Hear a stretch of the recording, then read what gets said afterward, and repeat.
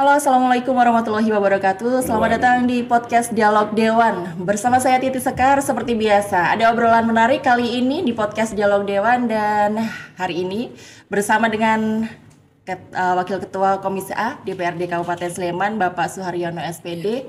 Pak Har, apa kabar? Baik. Sehat ya Pak ya? Assalamualaikum teman-teman semuanya. Waalaikumsalam warahmatullahi wabarakatuh. Anak-anakku semuanya. Aduh, saya anaknya bukan Pak. Mbak saja. Baru awal udah nembak anaknya ya Pak ya. Biasanya kalau anak terus minta sangu soalnya Pak ya. Nggak apa-apa. Nggak apa-apa ya Pak ya. Nggak Baiklah. apa-apa. Udah Ya. dikode sama Pak Har, ternyata boleh ya, nggak apa-apa ya. Baik, beliau adalah anggota DPRD Kabupaten Sleman dari fraksi Partai PPP dan Nasdem Dapil 6. Sayegan, Gedean, Moyudan, Minggir. Iya. Kenapa kita memilih Pak Har untuk ngobrol kali ini? Karena kita pengen ngobrolin mengenai kunci petani milenial dalam ketahanan pangan nasional. Siap. Petani milenial, Pak. Ya. Kita harus menggarisbawahi itu karena ada banyak hal yang sebenarnya menjadi pertanyaan untuk saya ya. Tapi sebelumnya sedikit informasi mengenai Pak Har. Beliau selain sebagai Wakil Ketua Komisi A DPRD Kabupaten Sleman, beliau juga anggota Badan Pembentukan Peraturan Daerah. Betul. Siap. Rapat-rapat terus ya Pak ya? Ya. Bikin perda? Ya. Ya, sudah berapa perda yang dihasilkan atau yang sedang digodok? Sedang digodok ini. Sedang digodok, ya. Ada ya. beberapa perda ini. Ada beberapa nanti perda. yang sudah masuk di perda itu ada 4. Oke. Ya, Ada 4. Baik, Ya. karena kita tadi sudah dikode Pak Har, kita ngomongin soal petani milenial. Siap, Kebetulan juga dapilnya Pak Har ini adalah daerah yang memang sebagai dikenal sebagai lumbung pangan. lumbung pangan karena di sana masih Provinsi banyak sawah DIY. ya, Provinsi Ya. DIY, daerah Sayegan, Gedean, Moyudan, Minggir, dan kalau lewat di sana itu Pak silir banget gitu ya Pak ya. Apalagi kalau sore-sore gitu ngelihat hamparan persawahan. Iya. Baik, Pak Har, kita berbicara masalah petani milenial. Ya. Ada 2 hal yang ingin saya tanyakan. Ini petani milenial mau dilihat dari sisi mana? Apakah usia petaninya ataukah metode pertanian yang diterapkan secara milenial? Monggo Pak Har. Jadi begini, dua-duanya bisa kita pandang ya. Ya, Jadi petani milenial itu bisa dilihat dari sisi umur maupun bisa dilihat dari sisi pekerjaannya. Oke. Ya. Kalau dilihat dari sisi umur itu mestinya loh ini Iya. petani milenial itu ukurannya ya kira-kira umur 25 sampai 50. Oke. Ya, itu kalau dilihat dari sisi Umur. umur. Ya. Kalau dilihat dari sisi pekerjaan, ya kira-kira usia produktif masyarakat itu kira-kira ya antara 25 sampai dengan 55. Oke. Jadi gitu. agak ada sedikit 5 tahun yang lebih Iya, dikit gitu ya iya, Pak ya. Oke. karena usia produktif kalau pegawai negeri itu paling tidak usia 58. Oke, Ya. ya, oke. Jadi Usia disesuaikan pensiun. ya. Usia Iya. pensiun, ya. Itu kalau dilihat dari sisi pekerjaan. Oke, Ya. oke. Tapi kalau petani milenial yang sekarang nih Pak, yang diharapkan, yang ada di Sleman terutama, kita membahas langsung di Sleman. Ini seperti apa Pak petani milenial yang diharapkan gitu loh? Jadi begini, saya tegaskan dulu.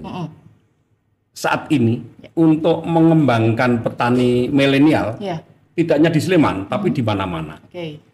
itu terkendala oleh pekerjaan. Yang namanya petani itu sudah identik dengan pemegang pacul, Ya, membajak sawah. benar. Kalau di bidang pertanian katakanlah padi itu identik dengan tanam atau tandur kalau Ya, bahasa Jawa. ya. Itu. Nah, sehingga anak-anak muda saat ini perlu kita beri penjelasan dan bahkan nanti kesadaran. Yang namanya petani milenial itu tidak harus bergelut nggowo pacul setiap pagi. Nggak harus ya, membajak sawah. Harus membajak sawah, harus Belum lagi tandur Pak. iya tandur. Nggak Nah, bisa ini. lurus Pak gitu Iya, ya. Oke. jadi yang namanya petani milenial itu marilah kita berikan paling tidak ada pengertian bahwa yang namanya petani milenial itu tidak hanya yang namanya petani ini, bukan petani milenial, yang namanya bertani itu identik dengan penghasilan.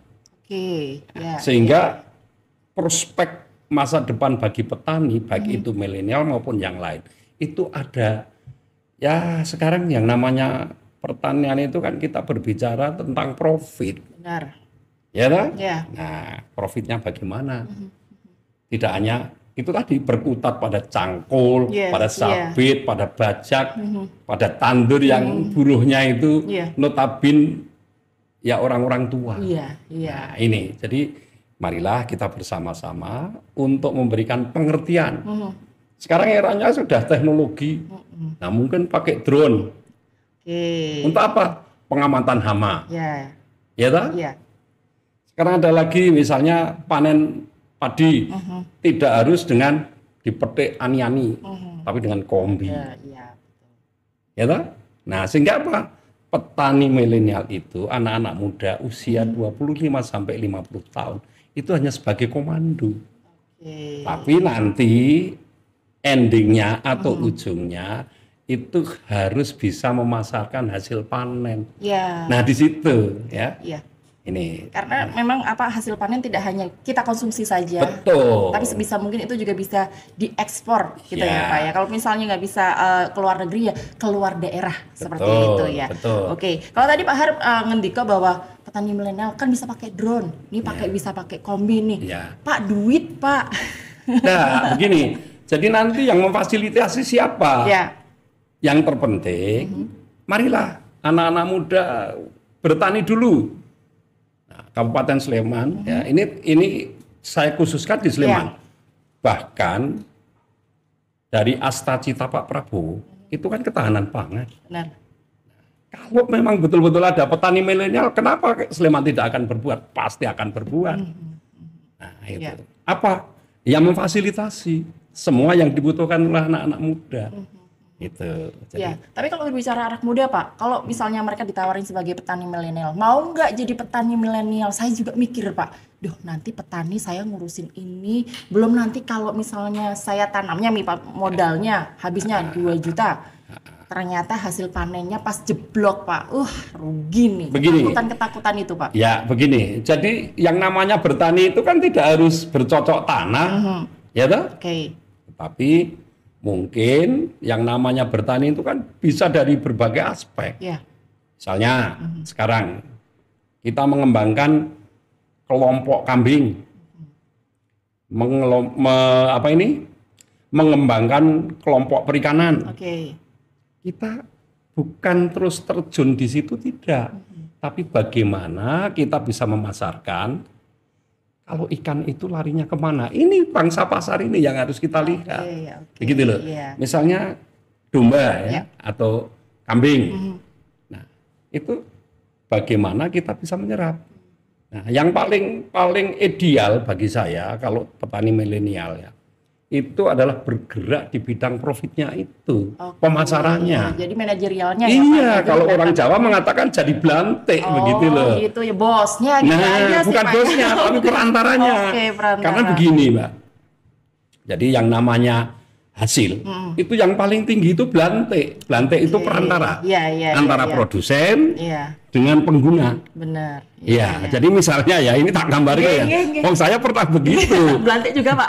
Pernah. Jadi saya beli sapi. Beli sapi. Dulu saya di Kulon Progo. Beli sapi itu pasti yang memelihara sapi. Yang memelihara sapi itu katakanlah dari hasil dari katakanlah beli sapi 20 juta. Nanti dijual itu kira-kira 1 tahun itu 24 juta. Nah, belantiknya yang hanya berbicara, yang hanya mengantarkan, itu nanti bisa dijual 26 juta. Nah, itu berapa dia, itu? Kalau dipotong dengan transportasi, paling tidak sudah 1.500, 1.500.000. Nggak ngapa-ngapain ya, Pak ya? Ngapa-ngapain. Lah ini makanya petani milenial itu diharapkan seperti itu. Oke. Sebagai perantara. Tapi padi juga sama. Iya. Tapi jadi, apakah ide ini sudah sampai ke anak-anak milenial ini? Nah makanya saya selalu kalau misalnya saya di kelompok-kelompok itu saya sampaikan ke situ. Iya. Saya beri contoh ya, yang namanya di perpadian, ada perpadi di Sleman. Saya ikut. Justru itu yang diuntungkan bukan petaninya, dia nebas, diproses sendiri, dijual. Baik itu di pasar tradisional, di pasar kota maupun di supermarket dan lain sebagainya. Justru ini yang menghasilkan. Itu mungkin yang menjadi gambaran bahwa mungkin ada anggapan bahwa para petani ini nggak dapat duit apa-apa gitu, karena yang dapat duit adalah mereka yang itu tadi belantik itu tadi ya Pak ya. Atau mungkin ada edukasi yang diberikan kepada petani bahwa sebenarnya mereka juga bisa meningkatkan nilai jualnya gitu Pak. Betul. Jadi artinya begini, bagaimana cara memangkas yang belantik itu tadi, perantara-perantara itu. Nah, ya itu tadi dikembangkan petani milenial yang ada di Sleman. Bagaimana dia sebagai produsen tapi juga sebagai yang memasarkan begitu. Saya yakin kalau anak-anak muda diberikan pemahaman, saya yakin pinter, lebih pinter dari saya. Gitu. Tapi ada permasalahannya ada juga nih Pak, orang tuanya petani, anak-anaknya nggak mau ikut terjun di dunia pertanian Pak, padahal mereka jadi sebuah potensi yang bisa dijadikan sebagai petani milenial. Karena apa? Karena pengertian bapaknya itu tadi, ya pengertian bapaknya. Karena bapaknya tidak modern, tidak mengenal teknologi. Nah sehingga monoton mengerjakan lahan itu ya seperti itu. Nah anak-anaknya tidak diajak untuk bagaimana caranya kamu punya ide. Nah itu, iya kalau misalnya untuk penanggulangan hama, itu kan masyarakat tradisional ya pasang tikus hanya seperti itu. Kalau yang modern tidak begitu, ya. Tidak harus pakai jeplakan tradisional dan lain sebagainya. Iya, ada satu-satu ya Pak ya. Itu sangat lama. Nah, ini perlu harus kita tata, kita kembangkan dan bahkan kalau perlu nanti kabupaten itu memberikan pemahaman secara kelompok, menumbuhkan petani-petani muda yang notabene nanti menanam, menghasilkan, memasarkan sampai ke pasar yang dituju begitu. Banyak kok sekarang anak-anak muda yang sudah memang mau bergelut di situ. Contoh ada, tapi tidak banyak. Nah ini yang harus dikembangkan. Misalnya di daerah-daerah Sleman Barat itu juga ada petani menggeluti anak-anak muda, menggeluti perikanan, yang di sana budidaya ikan lele. Dipasarkan langsung hasil itu, tidak melalui perantara. Anak-anak muda, nah itu loh. Energinya juga masih banyak ya. Ada lagi pepaya, dia rombongan, menanam sendiri, dipasarkan sendiri, tidak harus melalui perantara. Ini bagaimana caranya untuk menghidupkan seperti itu? Nah itu, jadi kadang-kadang kita memang terjebak mekanisme yang monoton. Nah ini yang perlu nanti kita sadarkan, kita berikan edukasi kepada masyarakat, kepada anak-anak muda, supaya yang namanya bertani itu tidak harus monoton, konvensional seperti itu, begitu loh. Sejauh ini apa yang sudah dilakukan DPRD Pak untuk bisa mewujudkan petani milenial di Sleman ini? Nah, kami sering memberikan motivasi paling tidak, memberikan motivasi ke masyarakat pedesaan, terutama anak-anak muda ini kita kumpulkan. Baik itu melalui pokir, baik itu melalui reses. Nah, bagaimana caranya dan apa langkah yang harus ditempuh oleh anak-anak muda supaya nanti anak-anak muda itu sadar untuk bertani, tapi pertaniannya sudah modern. Iya. Dengan tentu saja dengan biaya yang minimal seperti itu ya Pak ya, dengan lahan yang minimal juga. Betul. Ini pengembangan teknologi yang terpenting begitu. Banyak sawah yang dijual loh Pak, sekarang nggak ditanamin benih tapi ditanamin papan Pak. Oh iya, kalau itu kan ini saya memang kemarin saya itu sudah kerjasama dengan bukan kerjasama tapi saya mendorong baik itu Polsek maupun Koramil.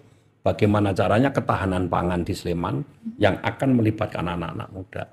Nandur jagung misalnya, nanam jagung bareng-bareng. Nanti hasilnya dipetik bareng, dijual bersama-sama, dijadikan satu. Ini di Jayegan sudah kami apa ini dengan Polsek ya kemarin kita udah tanamannya Sampai harus melibatkan Polsek ya Pak ya? Loh iya, karena apa? Ketahanan pangan yang digagas oleh Presiden Prabowo itu lewatnya memang TNI Polri. Oke. Jadi saya sebagai anggota DPRD Sleman mendorong bagaimana tumbuh apa ya? Artinya ada pertumbuhan bagi petani milenial yang ada di Kabupaten Sleman. Tidak hanya sebuah apa ya ini kalau saya katakan wacana atau malah justru itu bukan wacana loh. Pak. tidak ada petaninya tapi dilaporkan ada petaninya. Nah ini apa ini namanya? Fiktif, Pak. Nah fiktif. Oke. Iya, jadi saya tidak mau seperti itu, tapi betul-betul nyata. Ya, ini jadi saya sering berbicara masalah usaha ya. Sedikit aja. Saya berikan contoh yang konkret. Mbak E sudah pernah lewat di Bogem. Ya. Itu ada dawet. Ya, nah, ini memang sering saya sampaikan. Jangan hanya dikatakan bahwa usaha dawet itu adalah usaha yang kampungan, usaha masyarakat yang notabene terpinggirkan. Gitu ya, begitu toh. Tapi coba kita hitung. Dawet itu ada 5 komponen. Gula 1 gelas itu kalau diberi gula 250 itu sudah sangat manis kan. Bahkan bisa 2 gelas. Cendolnya 250 sudah kental sekali. Santannya 250 sudah kental sekali. Sewa lahan, sewa gelas, 1 gelas. Terus lapak di situ. Itu kita sewa 250, oke. Pasti mau 1 gelasnya loh. Gitu? Nah, 4 komponen baru 1.000. Dijual berapa? 3.000. Artinya apa? Sudah tinggal ngitung aja ya Pak. Iya, 2.000 per 1 gelas. 1.500 sudah dihitung. Ini kenapa anak-anak muda gengsi? Kalau hitung-hitungan seneng sih Pak. 2.000 perak ya, 2.000 rupiah. Kalau kali 100 gelas sudah berapa? 200. Itu pengusahanya. Ya, Pak, itu pengusahanya di Bogem itu hanya 3 orang. Ada 16 lapak. 3 orang 16 lapak. Iya. Dikaliin aja ya Pak. Iya, kalau misalnya 100 saja, kalau 16 dibagi 4 itu kan 44. Kalau 1 lapak itu menghasilkan 150, berarti kan 600 per hari. Nah, kali 1 bulan berapa? Ya, itu untuk hitungan normal. Belum nanti kalau misalnya pas rame, pas weekend gitu ya Pak ya. Itu dari sisi kecil dapat.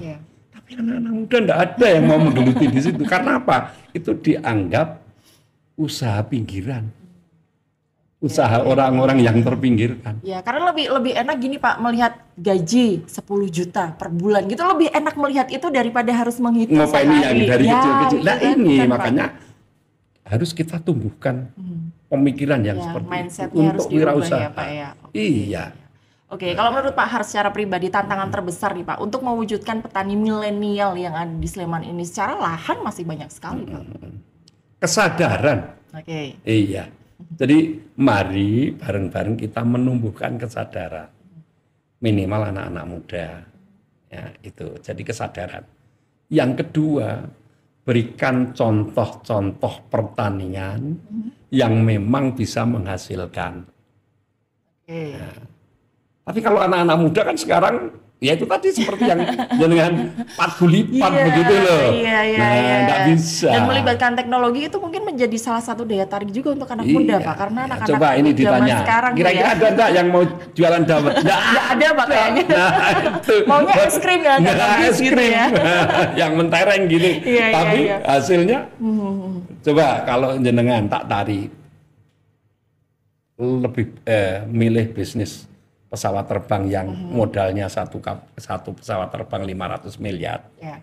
Atau pilih jejaring SS yang ada 6 gerai itu modalnya setiap hari 150, tapi labanya satu hari 25 juta. SS itu pesawat yang 500 miliar, satu pesawat, Boeing ya, satu pesawat 500 miliar. Labanya setiap hari 100 juta. Kira-kira milih yang 150 juta menghasilkan 25 juta atau yang 500 miliar menghasilkan 100 juta? 100 juta Pak yang hasilnya. Selalu melihatnya hasilnya. Walaupun sebenarnya secara logika mending yang SS itu tadi. Iya, risikonya kecil.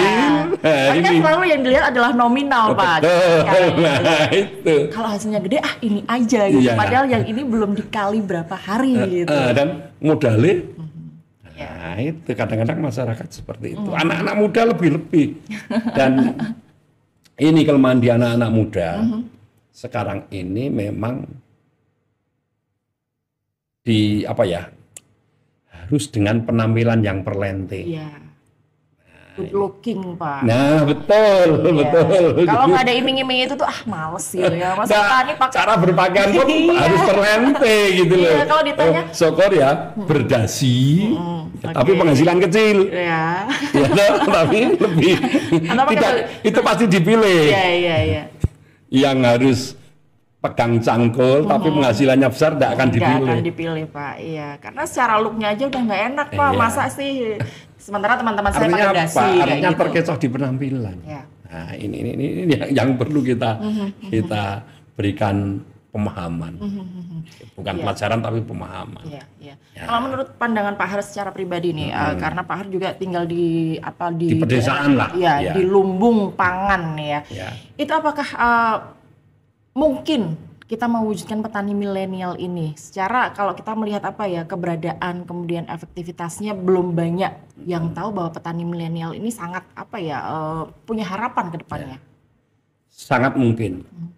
Tapi itu harus didukung oleh kebijakan pemerintah. Pemerintah harus hadir. Paling tidak terlibat di situ. Ada ajakan. Tapi tidak hanya ajakan toh. Tapi ada penyertaan modal. Karena apa? Di Sleman Barat itu memang saat ini banyak lahan bero. Artinya lahan bero itu tidak dikerjakan. Iya. Nganggur ya Pak ya? Gimana? Iya, lahan nganggur. Ya, bukan pekarangan tapi sawah. Itu banyak. Dan sekarang malah dikelola oleh masyarakat Kulon Progo di daerah Moyudan sana. Ditanami cabai. Nah, kenapa dia bertahun-tahun mau menanam di situ kalau enggak untung? Pasti ada untung. Dan masyarakat yang punya sawahnya cuma terima sewa sawah aja ya Pak ya? Sewa lahan. 1.000 meter itu paling sewanya 1 juta. Enggak ada. Dan itu sudah bertahun-tahun mesti untung itu. Nah, kalau enggak untung enggak mau. Enggak mungkin bertahun-tahun. Tapi kenapa tidak yang punya sawah kenapa tidak ada inisiasi untuk Pak? Makanya ini yang perlu kita sadarkan karena apa? Terkendala oleh tenaga kerja. Anak-anaknya pergi ke Jogja, pergi ke Jogja. Pekerjaannya lebih halus, lebih enak, tapi penghasilannya kecil. Nah, itu loh. Kan lebih enak kena AC Pak daripada kena panas matahari kan seperti itu. Tapi kalau diukur dari penghasilan saya yakin pasti itu. Lebih menghasilkan itu. Iya, wong lajonan dari Sentolo dari Kulon Progo itu paling tidak pakai mobil kok. Nah itu pasti hasil gitu loh. Kan hanya di kalangan kita memang tidak mau mencoba. Nah itu loh. Ya jadi ini pertanyaan yang tadi bisa. Yang terpenting pemerintah daerah harus hadir. Kita memberikan paling tidak memberikan support. Ya, support itu kan macam-macam. Bisa permodalan, bisa motivasi, bisa pelatihan dan lain sebagainya. Nah, saya optimis pasti bisa. Belum nanti pemasaran ya Pak ya? Ya, nah pemasarannya nanti itu diserahkan anak-anak muda itu. Iya, petani milenial di situ. Karena mereka punya punya lingkup ibarat kata jejaringnya lebih luas ya Pak ya. Misalnya nanti ini pertanian masalah. Ya paling tidak sekarang kan sudah modelnya model teknologi. Pemasaran kan lewat HP, lewat Iya, ndak usah harus datang begitu. Langsung aja di Iya. WA langsung dikirim Iya, seperti itu. iya. Oke, Pak Har, kalau kita berbicara masalah petani milenial nih, ada beberapa saya sempat melihat nih beberapa tempat di beberapa daerah di Sleman itu ada kayak farm-farm gitu loh, Ya. pertanian-pertanian modern yang itu cuman paling lahannya berapa aja, tapi ditulisin Pak di situ petik melon 1 kilonya bayar sekian ya. Itu apakah termasuk dalam apa ya? Petani milenial. Ya, itu dia. Kategori petani. Iya. Oh, bukan. Oh, bukan. Bukan. Oke. Kalau itu adalah pebisnis. Oke, ya, ya. Jadi motivasinya bukan saya mau mengerjakan lahan, tidak. Tapi saya berbuat seperti ini nanti akan mendapatkan hasil seperti ini. Oke. Jumlahnya sekian. Iya, iya, iya. Karena patokannya itu misalnya penanaman melon, farm melon ya misalnya. Itu pasti dia hitung-hitungannya 1 melon harganya sekian. Iya. Kemarin pengolahan lahan saya habisnya ini, nanti kembalinya harus sekian begitu. Itu bukan, kalau itu bukan kategori petani milenial. Bukan ya, pure Itu bisnis. iya, ya, pure Pak, ya? bisnis Pure ya, bisnis. sudah Oke. bisnis kalau itu. Oke, Iya. ya. Kalau berbicara masalah bisnis, menjadi petani milenial bisa jadi nanti akan memberikan penghasilan yang lebih Lebih, oke ya Pak iya, ya. Itu apa namanya, apa ya, kondisi ekonomi keluarga kan otomatis itu juga akan membaik ya Pak ya. Betul. Tapi betul. memang harus dengan ketelatenan seperti Iya, itu, iya, kesadaran. iya, Nah, ini betul. untuk menumbuhkan kesadaran Pak sebagai anggota DPR. Tadi sudah ngajakin dari TNI, Polri, selain itu, karena ini kayaknya masih belum juga nih Pak kelihatan petani Begini, milenial. jadi ini memang tupoksinya Dinas Pertanian. Oke, Itu anu loh, kalau kita berbicara satu institusi yang harus memberikan motivasi, memberikan pelatihan dan lain sebagainya. Itu memang tupoksinya Dinas Pertanian. Tapi tidak ada salahnya kalau kita sudah berbicara petani milenial itu namanya grup Yoan. Grup Yoan itu ya semua instansi, semua SKPD harus terlibat ya dilibatkan. Pak ya. Oke. Untuk apa? Paling tidak misalnya ya, penyediaan petani milenial siapa? Ya, Yang akan memberikan pelatihan siapa? Yang akan memberikan dana untuk pengembangan siapa? Ini harus semuanya pengawasnya terlibat. siapa? Seperti Iya, itu. ini Iya, harus iya. terlibat semuanya. Nah, saya yakin kalau itu ada sesuatunya, pasti nanti yang namanya petani milenial akan tumbuh dengan sendirinya. Iya, jadi kadang-kadang memang Mbak. Jadi yang namanya menumbuhkan ya itu memang agak sulit karena memang belum pernah dicoba begitu Iya, loh. belum ada contoh konkretnya yang bisa Iya, dilihat seperti itu ya Pak ya. Oke. iya. Makanya Tapi saya tadi saya sampaikan ada petani milenial ya, yang bergerak di bidang pepaya. Dari mulai tanam, petik, sampai pemasaran dilakukan sendiri dengan kelompok. ya, ya, ya. Aktivitasnya lebih baik ya Pak ya. Iya, iya. Saya tadi sempat sebelum kita berjumpa nih Pak, sempat scroll tentang petani milenial. Ternyata ada Instagram petani milenial dan itu di Sleman. Dan postingannya itu wah ngeri sekali nih, udah langsung ekspor. Apakah memang sebesar itu Pak Oh, tidak. potensinya? Tidak. Oke. Tapi kalau dikembangkan Sleman pasti bisa. Iya, iya. Iya, karena Sleman itu banyak unggulan. Misalnya salak, Oke. ya salak pondok. Kalau pondok sekilo 1.000 Pak kemarin petani Nah, yang bilang. makanya ini kita harus hadir. Iya. Iya, pemerintah Kabupaten Sleman harus hadir. Iya, karena Sleman itu sebetulnya banyak unggulan. Yes. Hanya karena tidak dikelola dengan baik. Itu. Oke. Klengkeng di Sleman juga banyak. Nah, dan itu bisa menghasilkan lumayan. Nah, panjenengan Mbak bisa membayangkan, klengkeng itu satu batang, itu satu kali panen bisa 30 kilo. Oke. 30 kilo, 30.000. Tinggal 900. dikalikan. Nah, sekarang Kalau menanam sama berapa banget batang? tinggal Tapi dikali petani aja. milenialnya, anak-anak mudanya, enggak ada yang mau bergelut di Iya, situ. iya. Gitu loh. Oke. Sewa lahan yang kosong itu saya yakin menguntungkan kok. Iya. Ya, hanya jangkanya memang jangka panjang. Iya, jadi satu batang pohon kelengkeng itu bisa menghasilkan minim 30 kilo kalau itu diusahakan maksimal dengan di booster, di proning dan lain sebagainya. Pak, ada nggak sih kira-kira ide untuk yuk kita mencari nih anak-anak potensial yang memang mau benar-benar diambil nih Pak, misalnya dari kelurahan ini kita ambil berapa sekian, terus habis itu benar-benar digenjot untuk yuk ini benar-benar kita jadikan petani milenial gitu. Nah ini ide bagus, ide bagus itu. Memang nanti kami di DPRD Sleman itu akan mendorong ke sana, akan mendorong ke sana. Kelurahan disuruh mengirim misalnya 5 orang, apa enggak bisa kelurahan mengirim 5 orang? Pasti bisa. Nah kalau ada 86 kelurahan di Sleman, itu kalau misalnya paling tidak kalau misalnya satu saja sudah 86 kok. Iya toh? Nah misalnya ngirim satu saja sudah 86 orang. Itu udah merantasi semuanya ya Pak? Iya. Turah-turah malah. Itu artinya nanti itu ya diberi teknologinya. Lahannya juga disiapkan. Kas TKD-nya juga banyak. Saya yakin misalnya satu kelurahan itu memberikan 1000 meter kali 86 kelurahan. Sudah berapa itu? Sudah 8,6 hektar. Semoga saja ini nanti diusulkan ya Pak ya DPR ya. Semoga nanti ada perdanya. Jadi kan ibarat kata mau nggak mau nih dipaksa nih Pak. Iya memang harus kita begitu. Kita harus memaksa ada petani milenial yang ada di Sleman gitu ya. Kalau tidak dipaksa tidak